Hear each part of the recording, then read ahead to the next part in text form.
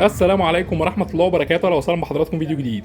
فيديو النهارده ان شاء الله على لوحات التحكم. معانا حضراتكم لوحتين تحكم خارجين شحن ان شاء الله. اللوحة الأولى راكب عليها ترموستات فوكس 2001 دي لتشغيل دفاية وشفاط واحد وشفاط اتنين، وتايمر حضراتكم شغال على شفاط رقم واحد للتهوية وسحب الأمونيا من داخل مكان التربية.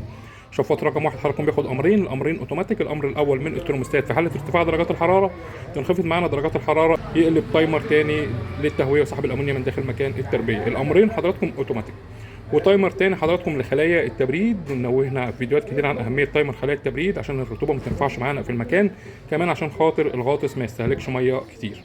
وتايمر تاني حضراتكم ده شغال للفانات، ولمبه لقراءه الفولت، ومفتاح الطوارئ بنضغط عليه لقدر حاله اي مشكله. بنشوف حضراتكم التقفيل من الداخل زي ما واضح امام حضراتكم، نوهنا في فيديوهات كتير عن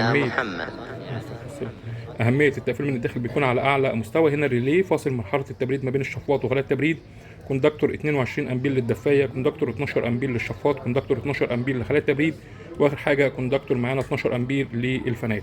مفتاح اونداي كوري 40 امبير، دخول الكهرباء العمومي، وزي ما وضح امام حضراتكم طريقه التوصيل. وهنا طبعا الحساس الاستانلس الكوري اللي نوهنا عنه فيديوهات كتير، بيكون دقيق جدا في درجات الحراره، تقدر تعتمد عليه في تظبيط الحراره اوتوماتيك سواء صيف او شتاء. بنشوف حضراتكم اللوحه الثانيه. اللوحه الثانيه 2 تايمر، العميل طلب لوحه 2 تايمر، تايمر هيكون للشفاط وتايمر لبرنامج الاظلام. وهنا لمبه لقراءه الفولت. بنشوف برضه حضراتكم التقفيل من الداخل.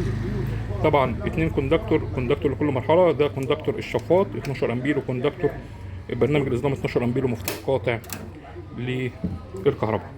طبعا حضراتكم التايمر مش شرط يعني تشغل عليه شفاط بس، لا التايمر متنوع، ممكن تركب مكان الشفاط كان برنامج الاظلام او الفانات، او تشغل عليه خلايا التبريد، يعني زي ما حضرتك عايز. ده بالنسبه للتايمر. هنا اللوحه العميل طلب بها 2 تايمر، واحد هيكون للشفاط وواحد هيكون لخلايا التبريد. دي ان شاء الله خارجه دلوقتي، يعني العميل هيبعت اوبر يستلمها من المؤسسه، ودي خارجه شحن معاها شفاط 60 في 60 اتحاد اوروبي. دي ان شاء الله رايحه اسيوط. يوجد بفضل الله جميع مستلزمات عنابر الدواجن، ادراج السبله، خطوط النبل، خلايا التبريد بمقاساتها، الشبك، الارضيات البلاستيك، العلافات، وشوش البطاريات، الدفايات الغاز الاشعال ذاتي، كمان معانا الشفاطات المصري. ويوجد بفضل الله تصنيع جميع لوحات التحكم للغرف المنزليه وعنابر الدواجن، كهرباء 220 وكهرباء 3 فاز.